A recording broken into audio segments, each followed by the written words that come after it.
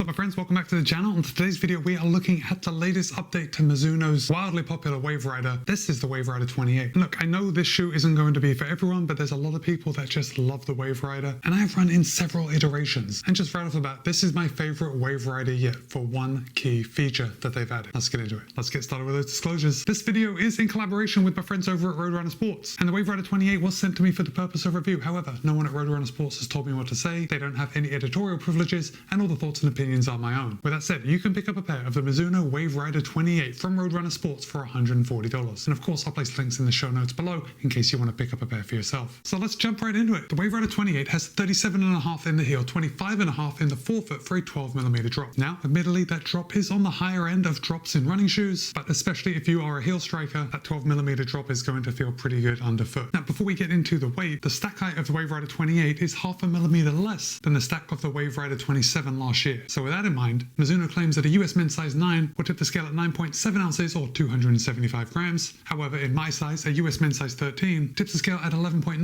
ounces or 336 grams. So the Wave Rider 28 is quite a bit lighter than the Wave Rider 27. It's 23 grams lighter in the sample size and 10 grams lighter in my size. So losing a little bit of weight is always a good thing when it comes to running shoes, and I don't think that loss of 0.5 millimeter of stack height made any noticeable difference. In fact, I know it didn't, or at least it wasn't noticeable to me. Now, the Mizuno Wave Rider 28 is made for those recovery runs, those easy runs, and ultimately it is a daily trainer, so this is going to be the shoe that you grab more than anything else. This shoe is a workhorse, and as I already said, I've run in several iterations of the Wave Rider. It just does what it does, and it does it well. So let's start at the top and work our way down. You can see this heel collar is fairly padded. There's quite a lot of padding in here, and that does contribute to a super nice stepping feel. The heel counter is extremely rigid, which if you've been looking at daily trainers and kind of grabbing on that heel counter, you'll know that's a very common thing. Because of this solid heel counter and all this padding, I didn't experience any heel slip, did have a good locked in feel. The Wave Rider 28 does have a removable insole in case you wanted to take that out and replace it with something custom. And Mizuno has updated their jacquard mesh upper. It's lighter and more breathable. And look, it seems that companies say that their upper is lighter and more breathable every year, but in this instance, it's definitely true.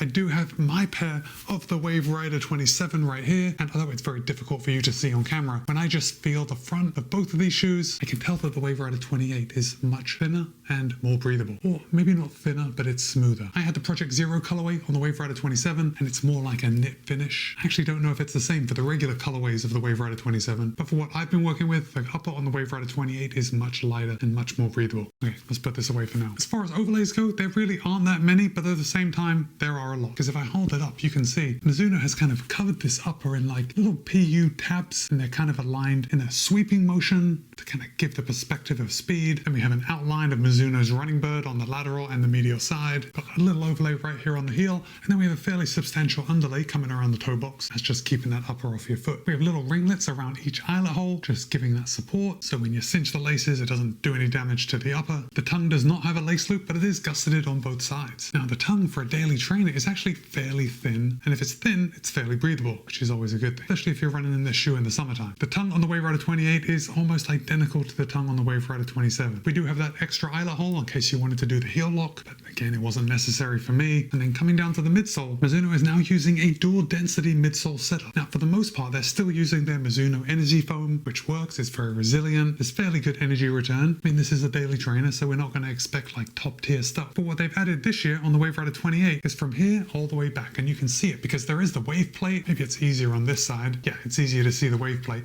The wave plate comes to about the midfoot and then it comes back to the heel, and beneath the wave plate we're using Mizuno's new Energy Next foam. Now that's the same foam that they used in their new Neo Vista, and that foam is absolutely phenomenal. It's fun to run in. Now, of course, you don't get a whole setup on the Wave Rider 28. I think maybe Mizuno is keeping that foam for their slightly more premium shoes, like the Neo Vista, like the new Wave Sky. But where they've added it here in the heel, I found it to be pretty useful, and here's why.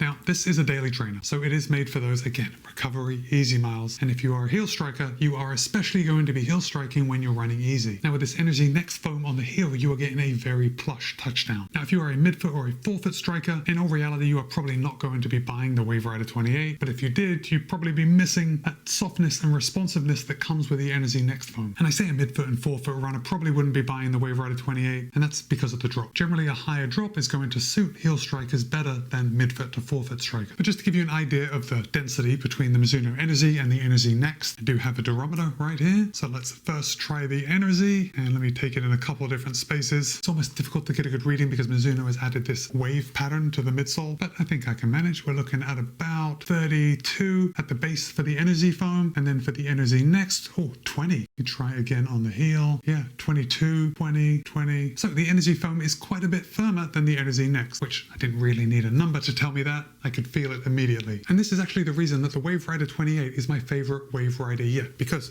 remember this, we did have the Wave Rider 27. In the Wave Rider 27, we had all Mizuno energy foam, even here in the heel. Now, if I hold these both up, you can see that the plate placement is about the same. The only difference is the energy next in the 28, and that makes all the difference. I actually found the Wave Rider 27 to be a little too firm for my taste, especially on those easy runs when I'm looking for a little softer ride. I tend to tolerate a firmer shoe when I'm running a little faster, but for those daily miles, I just want my body to feel good. I want running to feel a little easier, and having that softer foam in the heel really does it for me. Now, I did take this shoe out of the box. I ran 15 miles in it, did a couple other shorter runs, and I did take it out for some 400-meter intervals, which is not usual for me. This was the shoe that I wanted to run in when I had the intervals scheduled, so I figured why not. Guys, I gotta tell you, the Wave Rider 28 actually performed okay running the intervals. I didn't expect much from it, and mainly that's because usually when I'm running intervals or I'm running at a faster pace, I'm going to choose a lighter race day or up-tempo training shoe, something like the Mizuno Neo Vista. But I was pleasantly surprised how the Wave Rider 28 felt once I started picking up the pace. And if I put it together in my head, I know that when I'm running faster, I do tend to strike more midfoot, so I was landing more on the energy foam, which because it's a little firmer, is going to give me a little more road feel. It's still super protective, but that slightly firmer foam, when I was utilizing it more when I'm running fast, that also felt pretty good. Now, just back quickly to the wave plate. That wave plate only extends from the heel to about midfoot, so its main purpose is to provide stability, and it disperses that impact over an entire platform rather than where we usually land